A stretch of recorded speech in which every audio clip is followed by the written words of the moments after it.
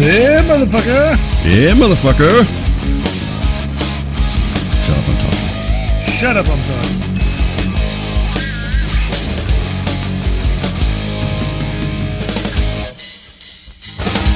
When you were in Los Angeles, there are some celebrities that you met that you have not yet spoken about. We're in the grocery store because that's where all greatness happens. All my brushes with greatness. Is that Ralph's? Ralph's, the Rock and Roll Ralph's, because it was in walking distance of where I lived. All right. But it has to be the most dickish thing I have ever done. The most, like, what an asshole moment of my life. And I have no idea I did it. It wasn't planned. I just did it, like, right on the spur of the moment. Like a true asshole, right? I was sitting there watching TV. On the local news, they always have this, like, Entertainment Tonight kind of segment.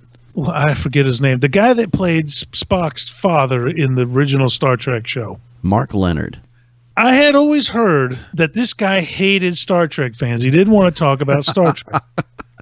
So I knew that he didn't like talking about Spock. Well, it wasn't about Star Trek. He was being interviewed because he was in some community. He was in a play somewhere in Los Angeles with the guy that played Chekhov. Walter Koenig. Walter Koenig, Mr. Pavel Chekhov himself. Well, what it was some play about Huckleberry Finn and Tom Sawyer as like adults. But these two were very proud and were talking about this play, and it was at some theater. I just thought, well, that's sad. About maybe a week and a half later, I get up in the line, and there he is. Spock's dead.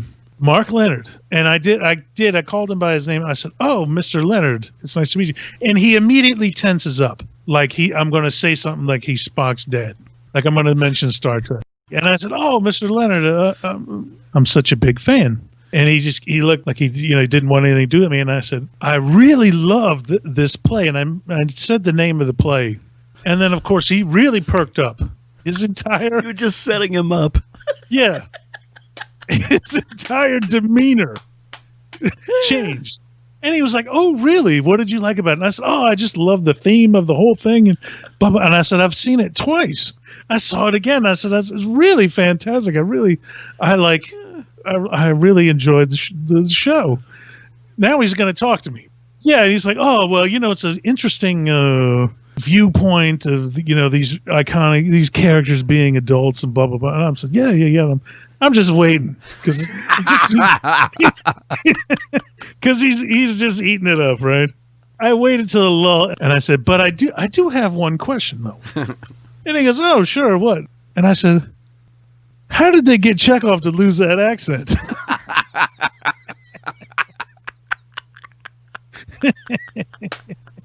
And then I cackled like a baboon. I laughed way too hard, way too loud, like the Cape Fear laugh. And I swear, if I wasn't as big as I was, that guy would have punched me right in the face. He looked at me like, "You motherfucker." He just turned around. And I laughed and laughed and laughed. Like just a complete fucking asshole. I laughed about that all afternoon. That's like calling Fred Gwynn Herman Munster. I don't think he liked that either. He hated it.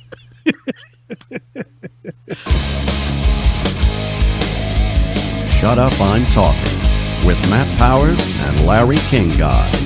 Available on YouTube, SoundCloud, and iHeartRadio.